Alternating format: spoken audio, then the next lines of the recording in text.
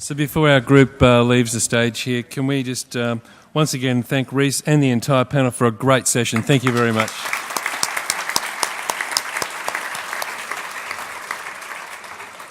So we're very close to closure time, and we do have a couple of comments at the end.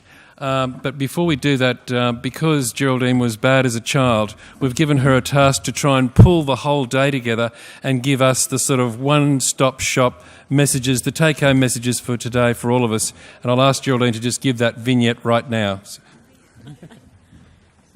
Yeah, I'm not sure what I did in a past life, but here we go. So we had 4 sessions today. I hope that you got something out of each of those sessions. The first session was around participant trends, and I think the key summary for that is the overall number of participants is lower than estimated rolling in. In the main, the existing participants are rolling in as expected, but in much greater proportion to the number of other participants. That's mainly because the other participants are slower in rolling in. They are, however, rolling in. It's just the trajectory is not as fast as we expected.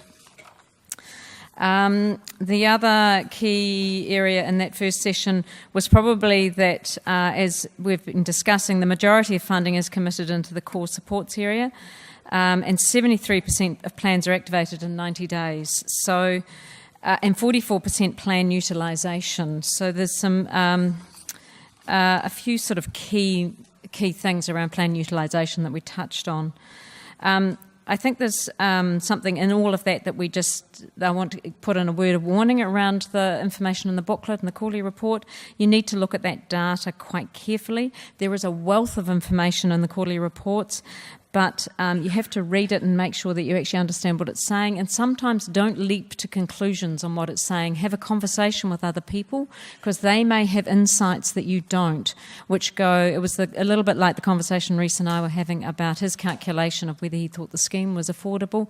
Actually, existing people rolling in their package sizes will be on average larger than other populations. So then we got into the second session, which was around the participant experience. And I suppose I'd summarise this as being, though most participants probably aren't as prepared as they probably need to be, and they need support, they need help to get themselves through all of the processes. Of particular relevance for this group, it's really around that plan activation and that support once they have their plan probably, but actually for participants that are in your services now that are about to transition in, they will need support to get them through that process. The third session was around workforce and market. There are very significant workforce increases expected. Workability has been set up to support you and the areas to do that work. Get in touch with Workability. If you don't know much about them, look them up. We will provide you with website information, but there is a wealth of information, and there are regional coordinators established to help set up and help you manage the workforce challenges, help you understand what is happening in that area. And then we had the session on workforce and market from, I've forgotten his name, John, thank you, from DSS. And I'll just read out the key messages and things to think about that he suggested. Was that our understanding of the NDIS market is still developing, and the data and analysis will improve with time. The best available data suggests that the Queensland market is actually developing in a very similar way to the national market, that it is creating economic opportunities for businesses and workers, which was touched on in the last session, and that there is support in the workforce development and the market area coming from governments generally. So then our last session, and I just need to find my piece of paper that I wrote the notes on. No, where's it gone? There we go. So the last session, so this is me making it up, but this is what I took from the session. There is significant organisational change required, and if you haven't woken up to that, you need to wake up to that now. It will be very busy, regardless of how well organised you think you are and how ready you think you are. It will be very busy. Get your data in order. Integrity of data is key. It's likely that if you're good at what you do, there will be a lot more work than a lot less. So if you're worried that your business isn't going to survive because you're going to lose people, then think about whether you're providing a good service, because if you are, it's likely to increase. Cultural change is as big as any of the other change, and you need to actually take note of that in a very significant way. And regardless of the challenges the system might offer and the change that it's going to take, things are going to be much better and your participants are going to like it a lot more. So I think in summary, all of that says to me, while the numbers of participants coming into the scheme are slower than expected, the work it's taking is much greater.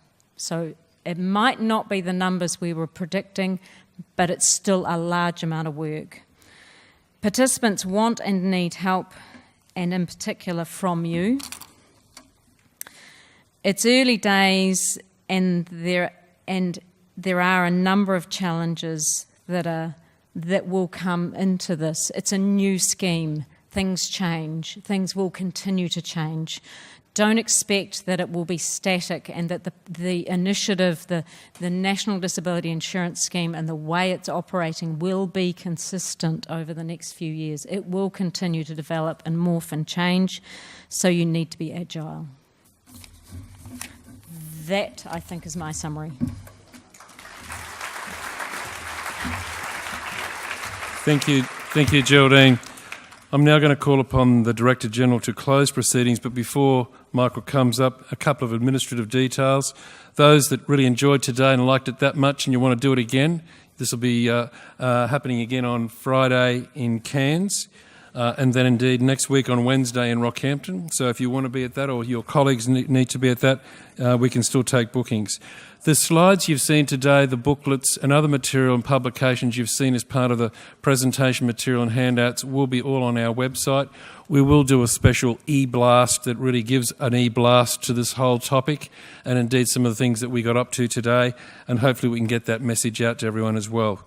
On that basis, I will leave it now to Michael to close proceedings here. Once again, thank you for attending today. Thank you.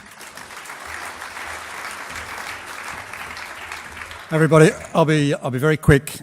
Firstly, can I just thank all of you for your engagement today, for being here. The level of interest was fantastic, and obviously that indicates the level of keenness for more information, but also the level of your engagement in this transformational change. So thank you to one and all, and again, encourage your colleagues to go to the other two sessions, and I think given this, we'll definitely talk to QTAG about another series, perhaps a bit down the track. Can I just, I won't repeat what Geraldine's done, a great little summary of the sort of key messages and takeouts from today, but there were a couple from me, and one of those is you've got to be in this, you've got to be engaged. And for me, there's some messages about the intelligence that you've shared, that are very helpful for me to take into the sort of forums and discussions that I get to have at a national level with the NDIA and colleagues across the other states and territories in the Commonwealth.